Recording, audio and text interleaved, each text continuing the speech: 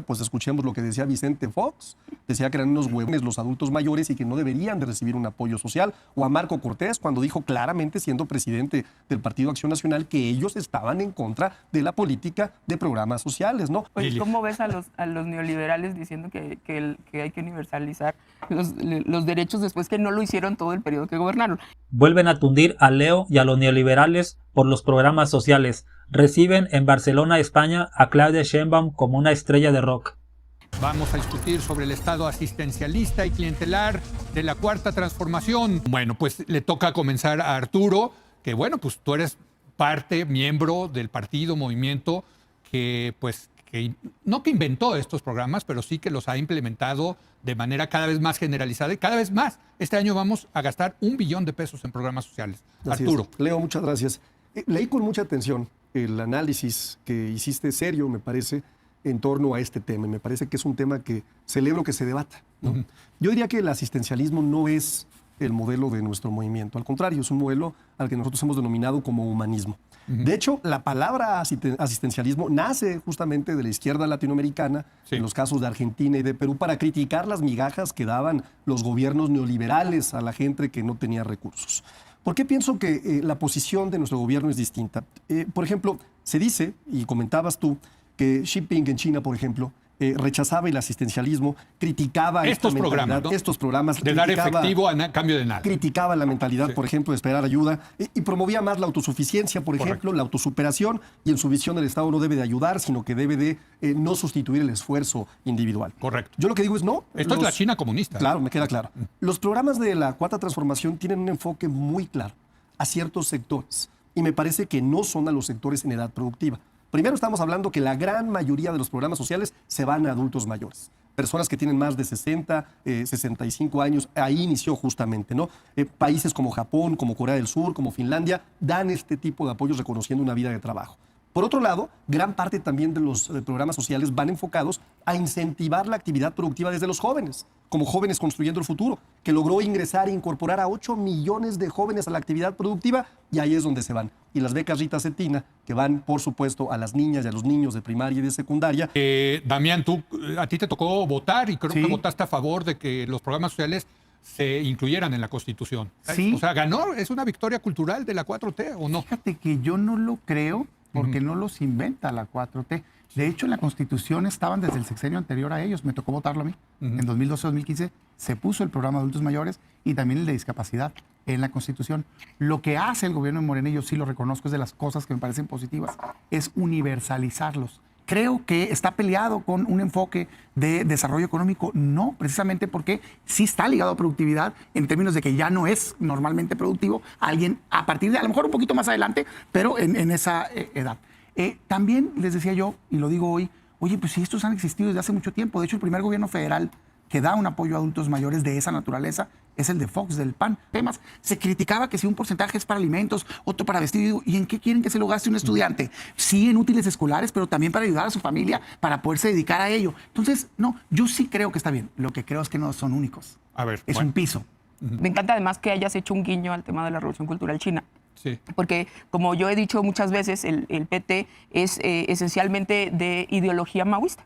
¿Y por qué me encanta? Porque también creo que ahí disiento con tu artículo en algunas cosas, aunque entiendo tu posición, eso creo que las diferencias es lo que enriquecen también a este país, en que la revolución cultural a la que vamos ganando no se separa en absolutamente nada a lo que al menos Mao había planteado.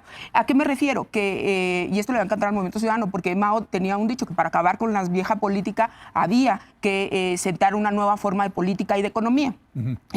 Y lo que Xi Jinping ha expresado es que está en contra de las transferencias de manera permanente y de manera universalizada. Correcto. Pero en China, Mao, en la transición justamente, en 1940 él escribe el prólogo de este libro que saca el PT, La nueva democracia y los escritos de Mao, dice, ¿hacia dónde va China? Y lo primero que tenemos que hacer es universalizar derechos. No se hacían transferencias electrónicas, pero en la transición de la época de Mao sí había derechos universales. Y eso es muy importante. Eso es lo que ha hecho la 4T. Porque nosotros, yo veía los programas referentes a este tema y coincido con Javier y quienes estuvieron en tu mesa de lunes en que había una emergencia. Nosotros recibimos un país en emergencia y había que reaccionar de manera inmediata a través de las transferencias directas, que además acaba con un montón de burocracia y otros vicios de los que hablaré en otra intervención. Bueno, Yo salgo a la calle a un recorrido y toco puertas, la gente me dice que gracias al apoyo del gobierno federal pueden pagar servicios básicos, No, claro que pueden sí, pagar rentas, o sea, la chistosísimo. gente sí lo necesita. Hemos sido un país sumamente desigual y el PRI condicionó dar apoyos en virtud de un voto. Esa fue el intercambio. Morena no? Y Morena la victoria fue, al menos al universalizar, perfeccionó el sistema. Ahora consigue apoyo sin necesidad No, pero más que una de hacer una constitución. transacción, pero hacer una constitución, pero sí le dicen a la gente que si no votan por ellos, sí van a perder esos apoyos. A ver, me parece que Arturo. hay una realidad que no pueden negar los partidos de oposición. ¿Por qué tiene tanto éxito esta política de bienestar social del gobierno de la transformación? Pues la realidad es que la gente sí vio un cambio, ¿no? Es decir, en el gobierno de Enrique Peña Nieto, por ejemplo, existían programas sociales condicionados a ciertos requisitos que eran electorales, por supuesto, pero además, fíjate qué dato, el apoyo que daban era creo que de 1,100 pesos y incrementó 100 pesos en todo el sexenio. Es decir, eso era nada más, ¿no? Se los robaban, para ser muy claro. ¿Y por qué la gente, para contestarle a Irais, tiene miedo a que los programas sociales desaparezcan? Bueno, pues escuchemos lo que decía Vicente Fox.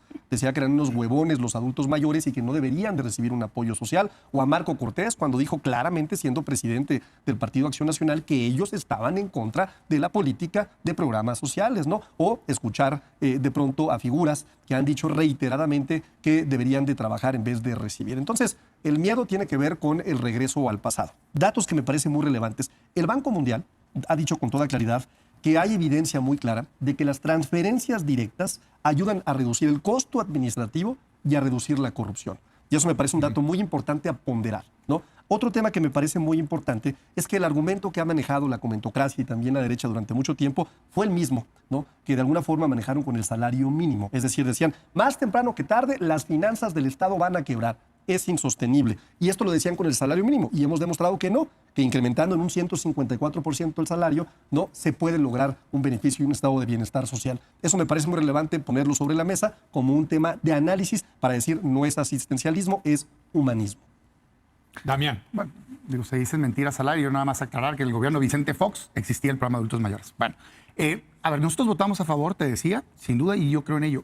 Sin embargo, lo que sí se ha criticado, y creo que hay razón, es que claro que hay un manejo político electoral de parte de Morena y por eso tendría que mejorarse. En los inicios del gobierno de Andrés Manuel López Obrador fue una cosa escandalosa, además un robadero, ¿no? Con el tema de jóvenes, muchísimos señalamientos de temas de mal uso de recursos públicos y demás. Ahora, ¿dónde está la gran deuda? En carencias sociales. Dato de Coneval, del gobierno, ese que desaparecieron porque no les gustan las cifras. En materia educativa, 25 millones, 24 y pico con rezago educativo. En materia de salud, 44 millones sin acceso a salud. Oye, ¿cómo ves a los neoliberales diciendo que hay que universalizar los derechos después que no lo hicieron todo el periodo que gobernaron? Pero, a ver, mira, yo creo que hay que... Pues ahí está la victoria cultural. Vamos a decir. No, yo creo que es una victoria de conveniencia más que cultural, ¿no? Pero bueno, Mao también lo consideraba. Los llamaba los recalcitrantes. Decía que también había que sumar a los recalcitrantes para que la victoria cultural fuera Bueno, total, pero ¿no? lo sumaban a punta de escuelas de revoluciones Entonces, culturales. No tenían los votos, se los damos y están enojados. Nada más decir lo siguiente. A ver, yo sí creo que esta es una transición. Lo digo ya con sinceridad. Sí creo que es una transición porque, primero, hay una razón por la que las transferencias directas se dieron. Yo fui parte del gobierno de la transición. Sí. Y era no solamente por el alto costo burocrático, sino por la corrupción tremenda que había y el manejo no asistencialista, sino clientelar que había sobre los programas sociales. Y además, el presidente López Obrador estaba muy en la lógica de la creación de capacidades. Entonces, lo primero era generar justicia social con el tema de las becas para los adultos mayores, que además es de verdad justicia social. Hay más gente sin acceso a sistemas de salud, se dobló en el sexenio de Morena. Hay más gente sin acceso a educación, se redujeron los números de personas dentro del sistema educativo. Entonces, o sea, creo que Morena está simplificando la solución a verdaderamente generar un estado de bienestar a la gente. Pero si siguen creciendo a doble dígito en términos porcentuales, con una economía estancada, sí vas a acabar quebrando al Estado mexicano. O sea, a diferencia de ustedes, a mí sí me tocó vivir los años 80, que pues, lo vivimos y fue muy dramático por un Estado que durante los años 70 se desbocó en su gasto público. Yo Arturo. creo que hay diferencias importantes de los años 80s con lo que estamos viviendo en la actualidad. Para empezar, el manejo de la política económica de nuestro gobierno ha sido bastante disciplinado. Es decir, efectivamente... Pero cada vez se endeudan más, Arturo. Tenemos $1 billón en programas sociales, ¿no? Sí. Que representa el 3% del Producto Interno Bruto. Sí. Pero hay que decir que el Producto Interno Bruto que hoy tenemos, la deuda respecto al Producto Interno Bruto está entre el 50 y el 52%. No, ya subió a 57, pero bueno. Es menor incluso que la mayoría de los países de la OCDE, es decir, que andan en un 75 y 79%, incluidos los que tienen más programas sociales, Francia, Austria y Bélgica, por ejemplo. Pero ¿no? ¿tú quieres llevarlos la deuda a esos niveles? No estoy diciendo eso. Estoy diciendo que hay una disciplina fiscal que está cuidando muy bien los instrumentos de la política económica mexicana, tanto de deuda como de cuánto hay que invertir en los programas Bueno, de eso ya es bienestar social. una victoria cultural de los neoliberales, el hecho de que se porten bien fiscalmente, pero bueno. El segundo tema que me parece muy importante, y hay que decirlo también, es que nuestro gobierno ha implementado no solamente la acción del programa de bienestar, ha implementado austeridad republicana, un recorte sin duda significativo, ¿no?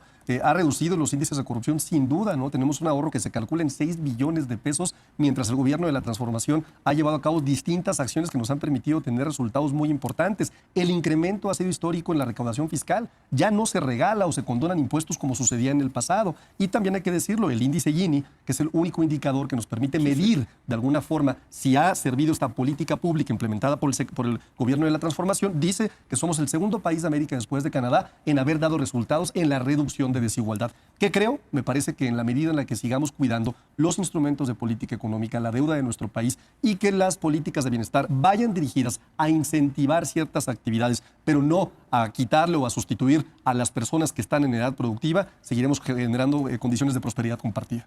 Y en lo que han abandonado son las carencias. Con esa cara, Sí, que me son planto educación, y lo digo. salud, Eso es lo que les vivienda. falta. En educación, calidad educativa, ya lo hemos dicho, rezago educativo. Vaya, hasta bajaron la cobertura. Nunca se había visto. Veo a los dos que están en la oposición dar maromas. Primero el PAN decir que casi que gracias a ellos los derechos sociales existen, eso es una gran mentira. Pues sí, nuestros votos la no se verdad, pueden. la verdad es que esta fue parte del gobierno del licenciado López Obrador, tan es así, y ahí iría un poco a lo que dice MC. A mí me llama la atención porque siento como que están en desacuerdo, pero pues en Jalisco hay una gran cantidad de transferencias directas pues en los gobiernos que encabeza el MC. Sí, ok, a ver, suponiendo que tienen un gramo de razón, aquí los opositores dicen, es que ya no va a alcanzar en un futuro para darle, alimentar los programas sociales. ¿De veras? ¿Le vamos a creer a los mismos que hace 10, 20, 30 años decían que no se podía aumentar el salario mínimo porque iba a causar inflación? Cuando le preguntaron a López Obrador, no vas a poder universalizar los programas sociales, dijo, sí, acabando con la corrupción y cobrándole impuestos a los que se creían dueños de México. Ese es el problema. Hablando de los que se creían dueños de México, Salinas Pliego, ¿por qué no lo tocaron ahí? Que decía que los que reciben programas sociales que no puedan votar. Así. Y luego Samuel García también, a esta farsante de Movimiento Simulado, le hubieran dicho, oye, Samuel García dijo que todos los que reciban apoyos sociales, no dijo edades, dijo, el que reciba programas sociales que se ponga a barrer y en unos cuantos años México va a estar limpio. ¿De verdad? Movimiento Simulado, que se pone a dar catecismo diciendo los de Morena piden el voto a cambio de que no quitarte los programas sociales, cuando en Jalisco es lo que precisamente hacen con la tarjeta naranja y no sé cuántos programas sociales. Farsantes. El otro Damián diciendo si nosotros no hubiera programas sociales, nosotros los inventamos y no sé cuánto. Condicionaban los programas sociales. Tienes razón, Arturo. Es increíble. Y ahora lo de Claudia Sheinbaum, siguen sin agarrarle la onda. Acá la despidieron con abrazos y con fotos en la Ciudad de México. La reciben en España, en Barcelona, como una estrella de rock. No le están entendiendo a cómo se debe de gobernar este país. Con eficiencia, con disciplina, pero también con cercanía al pueblo. Yo veo las plataformas y veo a todos los diputados, senadores de Morena recorriendo las calles, y a los del PRI y el PAN hablando pestes en ADN 40, en Latinos y en MBS. Así nunca van a ganar votos. Dime qué piensas.